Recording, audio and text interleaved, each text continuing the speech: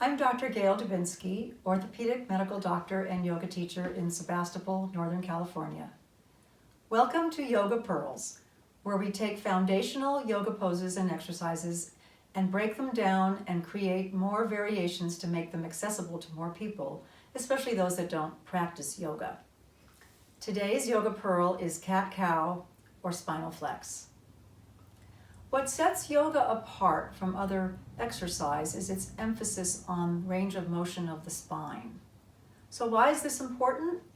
Because movement is what keeps our joints and spinal discs healthy and lessens or at least delays the inevitable degeneration that comes with aging.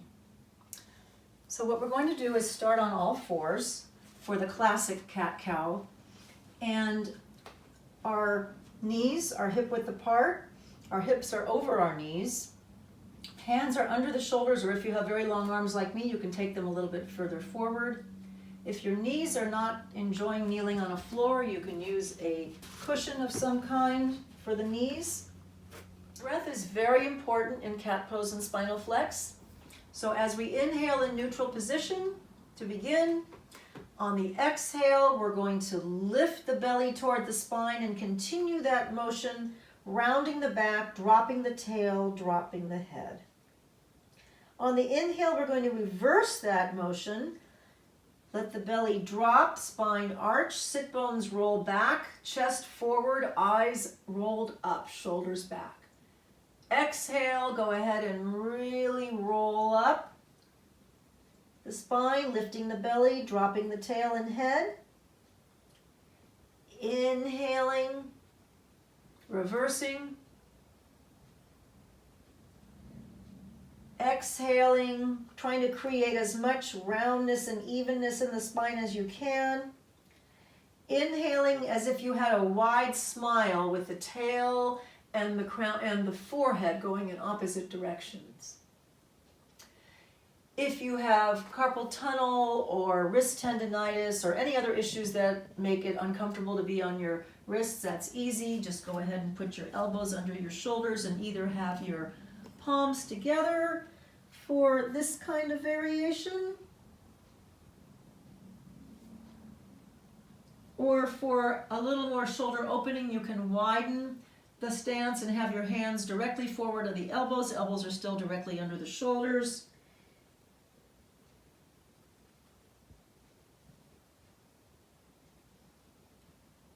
And then you would just go back to what follows easily is a child's pose, which is an entire yoga pearl of its own.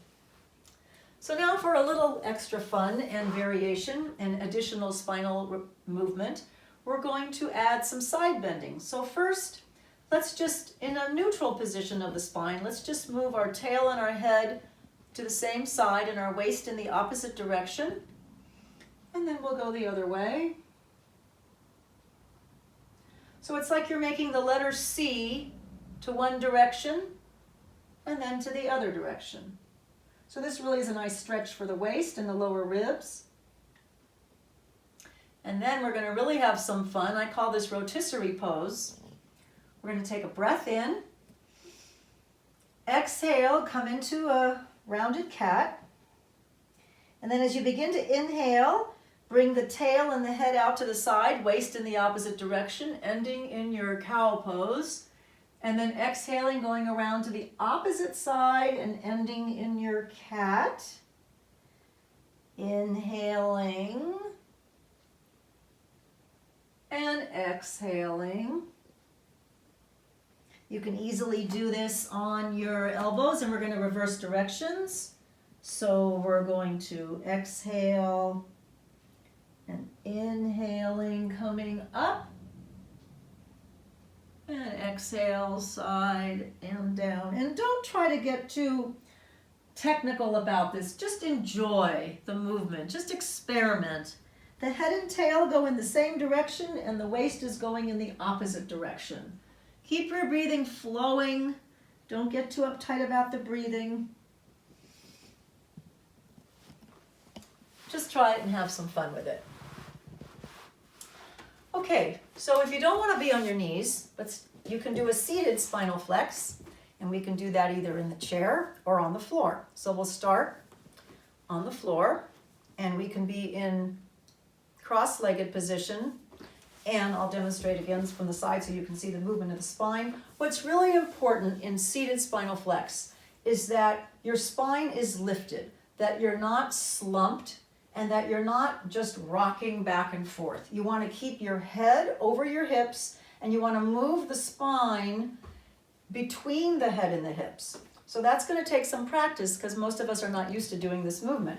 So you can start, one variation is to grab onto your shins, and then using a little bit of force with the arms, you're going to pull your lower belly and solar plexus forward, pulling the shoulders back. Your head does not get much into this movement. You really want to have it in your spine. Then exhale, you're going to round back, trying to keep your head more or less over your hips. Exhaling, inhaling, exhaling. If you cannot sit upright without slumping with your knees up, then you want to grab something firm to sit on so it takes you a little bit, elevates your sit bones, and then it drops your knees, and then you're more upright. Then the next variation, you can use your knees, and that puts it more into your upper chest and mid-back, exhaling back. And we spend a lot of time slumped over, so you want to really open up the chest and pull the shoulders back on the inhalation. I know there's a great temptation to throw the head back and drop the head down.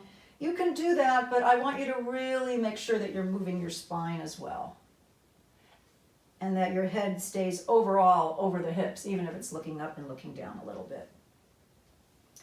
And then you can sit on your heels, and again, if you need a cushion between your butt and your heels, easily done. Hands on the thighs. Again, inhale. This is more of the whole spine movement. Exhale. Inhale. Really pull those shoulders back. It's a really active movement. Exhale. Really suck the solar plexus back. Inhale. Exhale. So it's a muscular movement with the breath. Really pumping nutrients into the spinal discs, energy up the spine. Okay, so that can easily be done on a chair. So spinal flex on the chair would definitely qualify as your mini work break where you don't have to change clothes, take off your shoes, get on the floor. But all the same principles apply. Our spine is lifted, the head stays more or less over the hips, and we're breathing through the nose as we inhale, opening forward, exhaling back. Make sure you're sitting at the edge of your chair. Your feet are under your knees, facing forward. Breathing deeply through the nose, getting oxygen and nutrients to all the components of the spine, energizing your brain, keeping you fresh for whatever work will follow.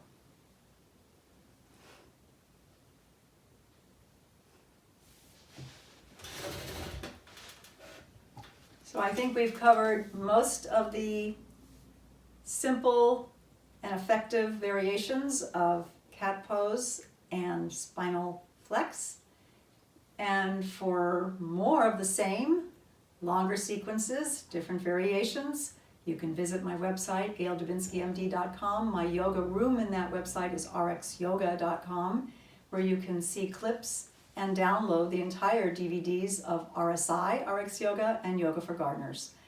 And also be sure to visit my YouTube channel where there are more of these yoga pearls and other short instructional clips for your enjoyment. Thank you so much. Namaste. I hope you enjoyed this video and that practice helps reduce pain and stress and enhance your well-being. Please check out my other short videos on this channel and my full-length videos at rxyoga.com. I welcome your comments, likes, feedback, and suggestions for new videos. And don't forget to subscribe. Namaste.